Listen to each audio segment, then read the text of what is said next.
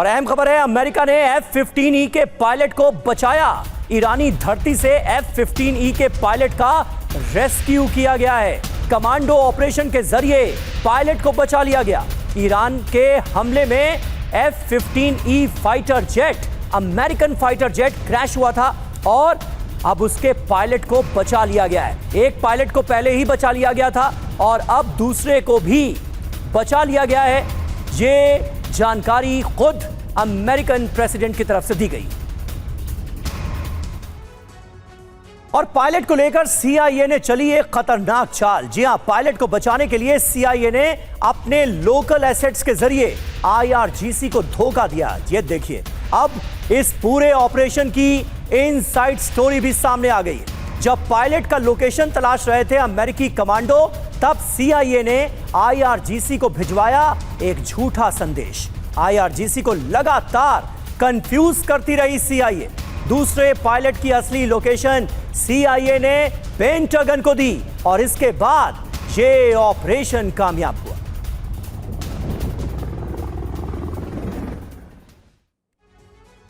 तो देखिए, अमेरिकी पायलट को बचाने के लिए कुछ ईरानी लोगों ने मदद की, ये जानकारी सामने आ रही है। CIA के लोकल कॉन्टैक्ट्स ने पायलट की लोकेशन बताई।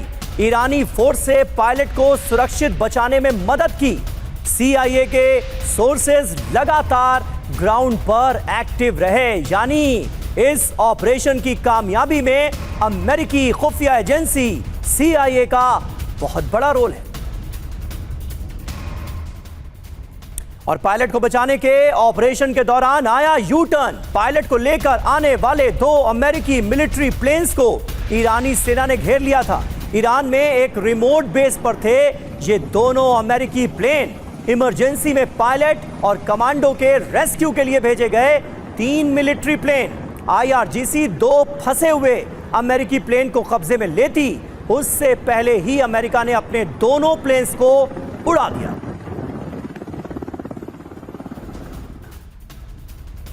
ये कितना बड़ा ऑपरेशन था, अब इसकी डिटेल्स सामने आ रही हैं तो पता चल रहा है। पायलट को बचाने के लिए बड़े स्तर पर यह ऑपरेशन चलाया गया। लड़ाकू विमान, हेलीकॉप्टर, सैकड़ों जवान इस ऑपरेशन में शामिल थे।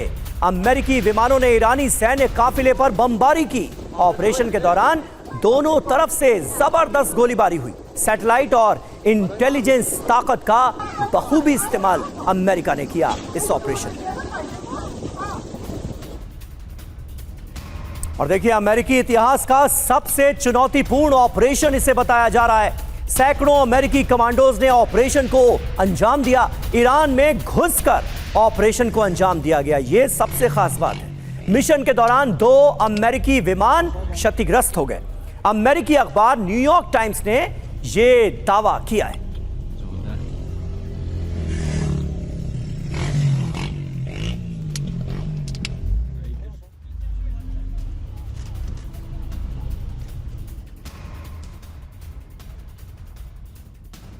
तो देखिए, अब जो डिटेल इस अमेरिकी ऑपरेशन को लेकर सामने आ रही है वो अपने आप में चौंका देने वाली है। जी हां, पायलट को किस तरह से बचाया गया, इसकी पूरी जानकारी अब हम आपको बता दें। Pilot rescue operation Venezuela operation से भी ज्यादा खतरनाक था।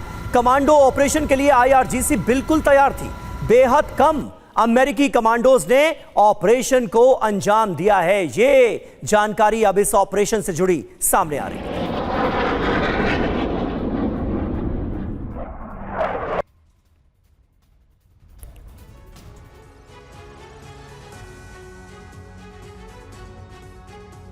तो ये था ट्रंप का ऑपरेशन पायलट। जी हां, किस तरह से 4 चरणों में पायलट को रेस्क्यू किया गया, ये अब आपके सामने है। पहला चरण, सैकड़ों अमेरिकी कमांडोज ईरानी इलाके में एयर ड्रॉप किए जाते हैं। कमांडोज ने ईरानी सुरक्षा बलों को न्यूट्रलाइज किया, क्योंकि वो अपने आप में उनके लिए बहुत बड़ी चुनौती थे ग्राउंड पर। इस तरह से फेज बाय फेज इस ऑपरेशन को अंजाम दिया गया। तीसरा चरण, लाइव लोकेशन के जरिए कमांडोज घायल पायलट तक पहुंचे। चौथे फेज में 3 विमानों में सवार होकर कमांडोज ने पायलट को मौके से निकाला और इस ऑपरेशन को कामयाब बनाया गया। इस तरह से 4 फेजेस में इस ऑपरेशन को अंजाम दिया गया। ऑपरेशन में ट्विस्ट तब आया जब ऑपरेशन के दौरान एक अप्रत्याशित मोड़ सामने आ गया और उसके लिए अमेरिकी फोर्सेस ने क्या किया, रेस्क्यू में लगे 2 परिवहन विमान बहुत मुश्किल हालात में फंस गए थे और इसके चलते यह फैसला लिया गया कि दोनों परिवहन विमान जो कि मुश्किल हालात में फंसे हुए हैं, दोनों बुरी तरह से क्षतिग्रस्त हो गए थे। इन 2 परिवहन विमानों से पायलट का रेस्क्यू होना था। सोचिए कितनी बड़ी दिक्कत थी। प्लान 2 के तहत 3 नए विमान मौके पर भेजे जाते हैं और जाते जाते अमेरिकी कमांडोज ने दोनों क्षतिग्रस्त विमानों को नष्ट कर दिया, अपने ही विमानों को नष्ट कर दिया। हमारे सहयोगी मनीष झा इस वक्त तेल अवीव से हमारे साथ जुड़ चुके हैं। मनीष, ये ऑपरेशन अपने आप में बहुत बड़ा था, बहुत मुश्किल ऑपरेशन था, क्योंकि ईरान की सरजमीन पर अमेरिकी फोर्सेस इसे अंजाम दे रही थी और अगर थोड़ी सी भी चूक हो जाती और ये पायलट्स ईरान की कस्टडी में पहुंच जाते तो बहुत बड़ी फजीहत झेलनी पड़ती डोनाल्ड ट्रंप को और अमेरिका को।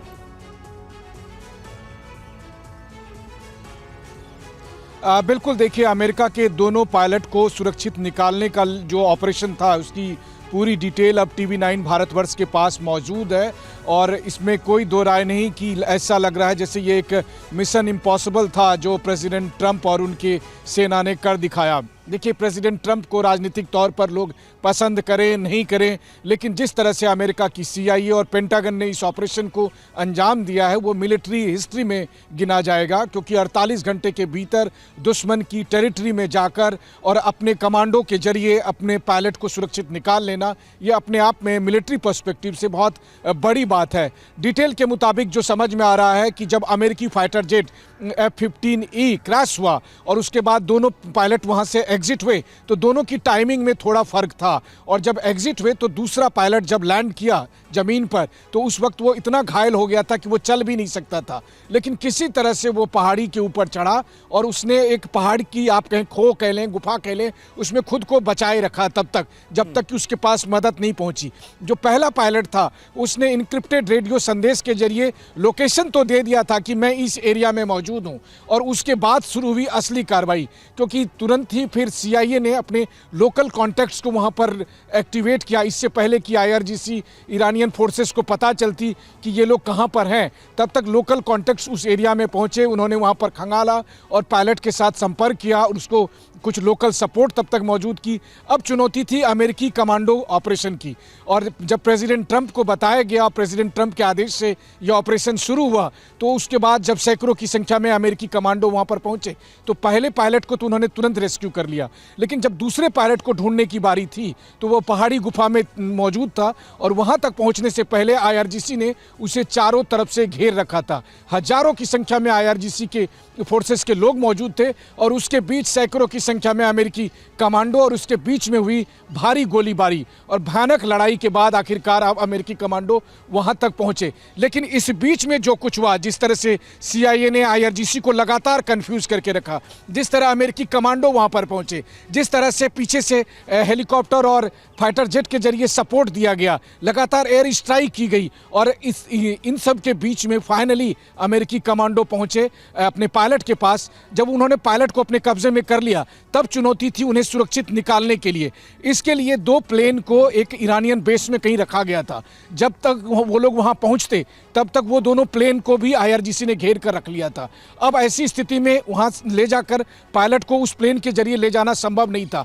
तब प्लान B के तहत 3 और प्लेन भेजे गए और उस प्लेन से फिर इन पायलट को निकाला गया, लेकिन बाकी दोनों प्लेन IRGC के हाथ में ना आए, इसके लिए उन दोनों प्लेन को भी डिस्ट्रॉय कर दिया गया। ये सब कुछ सुनना एक तरह से जेम्स बॉन्ड की कोई मूवी लगती है, लेकिन प्रेसिडेंट ट्रंप के निर्देशानुसार उसकी अमेरिकी सेना ने और CIA ने इस ऑपरेशन को कर दिया है। देखिए, राजनीतिक तौर पर पॉलिटिकल नैरेटिव चाहे जो भी हो, लेकिन मिलिट्री पर्सपेक्टिव से अगर देखें तो दुनिया में चुनिंदा कुछ ऐसे ऑपरेशन हैं जहां 48 घंटे के भीतर दुश्मन की सरजमी पर इस तरह के ऑपरेशन को अंजाम दिया गया है। बिल्कुल सही बात है मनीष, ये बहुत बड़ी बात है और बेहद कामयाब ऑपरेशन अमेरिका की तरफ से ईरान की सरजमीन पर अंजाम दिया गया। सोचिए, आपकी ट्रेन, आपका इलाका, आपका सारा बंदोबस्त, आपकी IRGC, आपकी सेना और IRGC के जवान इन पायलट्स तक पहुंचते उससे पहले अमेरिकन कमांडोज पहुंच गए और अपने दोनों पायलट्स को अमेरिका ने रेस्क्यू कर लिया, मौत के मुंह से बचा लिया।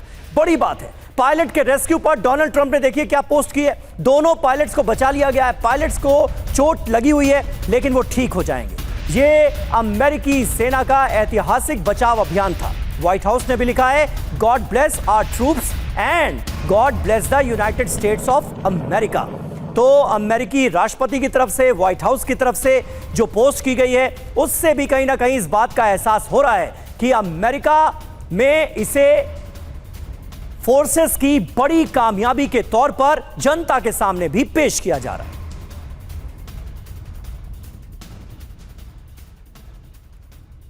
तो पायलट मिल गया और ट्रंप ने क्या कहा, हमने पायलट को बचा लिया। सेना का यह ऐतिहासिक रेस्क्यू ऑपरेशन था। सबसे साहसी सर्च और रेस्क्यू ऑपरेशन चलाया गया। F-15 के क्रू मेंबर्स अब पूरी तरह से सुरक्षित हैं। दोनों पायलट्स को सुरक्षित बचा लिया गया है। एक पायलट था और एक कर्नल रैंक का ऑफिसर था। पायलट को कुछ चोटें आई हैं लेकिन वो ठीक हैं। जैसा कि मनीष भी आपको बता रहे थे कि जब बचाया गया इस दूसरे पायलट को, दूसरे ऑफिसर को, तो वो चल नहीं पा रहा था। उसके बावजूद भी कमांडोज ने उसे रेस्क्यू कर लिया। ईरान की पहाड़ियों में यह पायलट फंसा हुआ था। हम कभी किसी अमेरिकी सैनिक को पीछे नहीं छोड़ते, यह ट्रंप ने कहा। ईरान में कई सैन्य विमान भेजे गए और तब जाकर यह ऑपरेशन कामयाब हो पाया। निश्चित तौर पर ईरान के लिए बड़ा झटका और अमेरिका की बड़ी कामयाबी। तो अमेरिका और इजराइल को लग रहा था कि वो ईरान को कुछ घंटों में घुटनों पर ले आएंगे, लेकिन ऐसा भी होता नजर नहीं आ रहा है क्योंकि जो ताकतवर फाइटर जेट हैं वो क्रैश हो रहे हैं। लेकिन साथ ही साथ अमेरिका ने भी यहां पर अपना दम दिखाया है। मनीष हमारे साथ मौजूद है इजराइल से।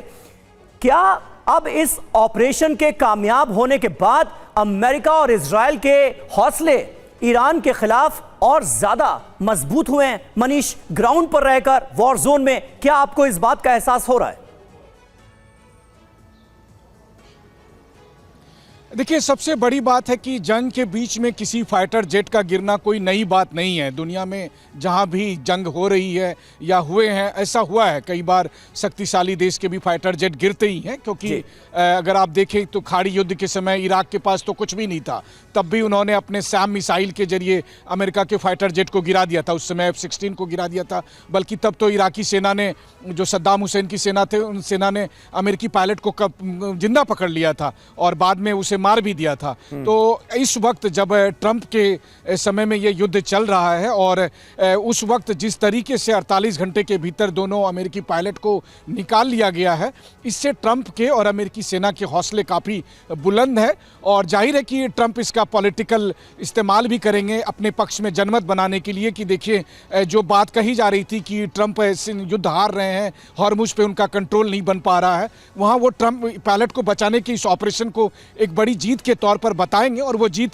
है भी, क्योंकि ईरान के बीचों बीच, ईरान की सरजमी में, और ऐसा भी नहीं है जैसे वेनेजुएला में जब ऑपरेशन मादुरो चलाया गया था तो प्रेसिडेंट मादुरो को कब पकड़ना है ये किसी को नहीं पता था। लेकिन यहाँ तो जंग के बीच में था, IRGC भी तैयार थी और IRGC को भी पता चल गया था कि यहाँ पर फाइटर जेट गिरे हैं, यहाँ पर दोनों पायलट हैं। उन्होंने भी चारों तरफ से घेराबंदी कर रही थी। तो एक तरह से आप कहिए कि शेर के मुंह से आप किसी शिकार को निकाल कर ले आते हैं। कम से कम कमांडो का यह ऑपरेशन उसी तरीके का था। तो इसके बाद मुझे ऐसा लगता है कि अभी तक जो बात ग्राउंड ऑपरेशन को लेकर हो रही थी, अब ये और अधिक ग्राउंड ऑपरेशन होंगे। अब ट्रंप ग्राउंड ऑपरेशन का फैसला कर सकते हैं रेगुलर तौर पर, क्योंकि उन्हें लगेगा कि IRGC जो दावे कर रही थी कि हम ये कर देंगे, हम ये कर देंगे, ईरान अगर अमेरिकी सेना आएगी तो हम उसे धूल चटा देंगे। लेकिन इस ऑपरेशन ने यह बता दिया कि कुछ 100 अमेरिकी कमांडो हजारों की संख्या में IRGC फोर्स पर भारी पड़ सकती है। कम से कम प्रैक्टिकली इस ऑपरेशन ने यह मैसेज दे दिया। इससे पहले हमने देखा है